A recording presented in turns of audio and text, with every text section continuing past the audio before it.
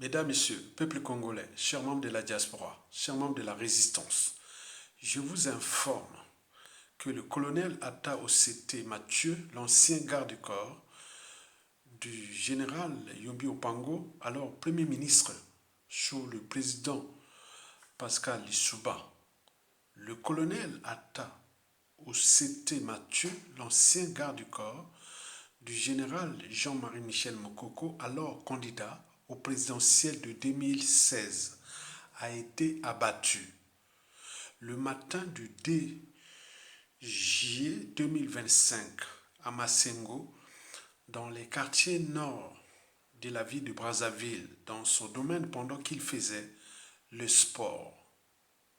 En effet, il était sorti à 4 heures du matin pour faire le sport comme d'habitude. Il était tombé nez à nez ou dans un guet-apens.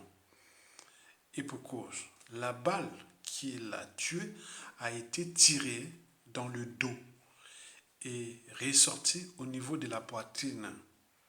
Les assaillants ont mis l'arme du crime dans sa main droite. Son corps a été retrouvé dans la rue. Alors, qui a commandité son élimination?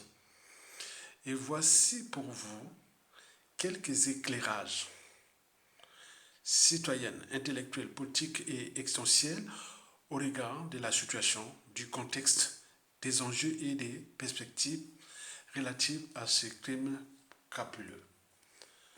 Explication. D'abord, le climat sociopolitique et militaire. Actuellement, dans 97% des cas, le climat sociopolitique et militaire est de plus en plus délétère. Par exemple, le PSDC de l'opposant Clément Méressa et le RDD de Jean-Jacques Yombi Opango viennent d'être radiés par le ministère de l'Insécurité publique de Zéphirin Mboulou des listes des partis politiques officiels reconnus selon l'arrêté tyrannique du 30 juin 2025.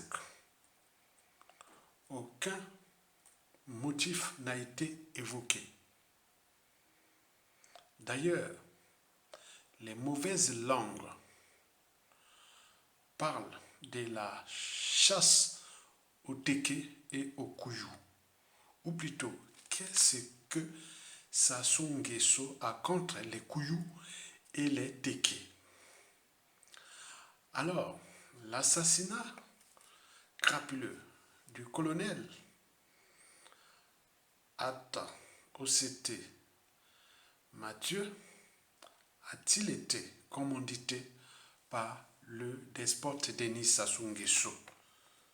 C'est tous les questionnements, ou plutôt, c'est ce que Bazanouz pose, ou se pose, ou pose la même question. Sassou Nguesso est-il derrière ce coup de l'assassinat du colonel Atta Osete Mathieu, paix à son âme? Pour clarifier ce questionnement, nous allons essayer déjà d'y réfléchir au regard du contexte, des enjeux et des perspectives déjà électorales d'ici à mars 2026. Explication. Historiquement, en 1997, à quelques jours du coup d'État le plus sanglant de l'histoire du continent, le coup d'État France-Afrique de Denis Sassou Nguesso, du 5 juin au 15 octobre 1997, dont les conséquences sont d'actualité, vous le saviez que à quelques jours du coup d'État, de ce coup d'État, le despote Denis Sassou Nguesso avait agi de la même façon. Et ce fut le début du coup d'État déjà dans la partie nord du pays. Alors, Au regard du contexte sociopolitique et militaire problématique pour le despote Denis Sassou Nguesso, compte tenu des perspectives électorales présidentielles de mars 2026, c'est de plus en plus improbable. Alors, question. Sassou et ses officines cherchent-ils d'un côté à faire peur aux nordistes et notamment aux Teke et aux Kouyou? C'est tout le questionnement. Et de l'autre côté, Sassou Nguesso cherche-t-il à mettre le pays à feu et à sang? Dans tous les cas, l'assassinat crapuleux du colonel Atta Ossété Mathieu et l'interdiction des partis politiques d'opposition, PSDC et RDD, ce sont des partis nordistes. Par appartenance, ce sont des nordistes. Comme je vous l'ai dit, que ça soit divisé ce pays en deux parties. Le nord pour lui, le sud pour ses pions, complices, victimes et autres. Donc tout ce qui est au nord ne doit pas se présenter. Donc les PSDC de Clément Méresha et les RDD de Jean-Jacques Yombi Opango, le fils du président, l'ex-président premier ministre Jean-Jacques Yombi Joachim Yombi Opango, ces partis nordistes sont interdits. Et il s'agit d'un message que Sassou Nguesso lance déjà à la partie du nord ou au nordiste. En effet, le message est clair. Ne touchez pas à mes présidentielles de mars 2026. Ou plutôt, ne touchez pas à mon pouvoir. Mais sauf que le despote Denis Sassou Nguesso, qui désormais est isolé aux abois et au crépuscule, ne sait peut-être pas que son sort est scellé et que la sentence ne viendra peut-être pas des Congolais qu'il a tués à gogo depuis le coup d'État du 5 juin au 15 octobre 1997, dont les conséquences sont d'actualité, mais plutôt de ses anciens parrains, donneurs d'ordre occidentaux. Je répète, Sassou ne sait peut-être pas que sa chute ne viendra pas des Congolais, mais plutôt de ses anciens parrains, donneurs d'ordre occidentaux, au regard des perspectives géopolitiques entre les Américains et la France-Afrique, déjà à l'échelle de la sous-région et surtout en périphérie de la République démocratique du Congo, compte tenu du deal ou du pacte qui est en cours entre les Américains et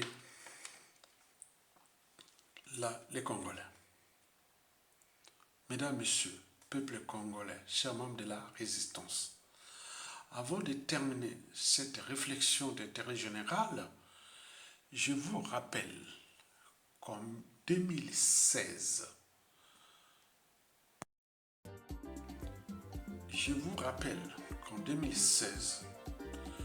le despote Denis Sassou Nguesso avait alors dit à un proche qu'il avait déconseillé de se présenter ou de tricher les élections contre le général Mokoko. Et c'est là que les despotes avaient alors rappelé ou déconseillé à ce poste-là de ne pas donner des types de conseils. Parce qu'il avait pourtant dit que, bon, avec les crimes multiformes et multidimensionnels que j'ai commis dans ce pays, si je quitte le pouvoir, je suis un homme mort.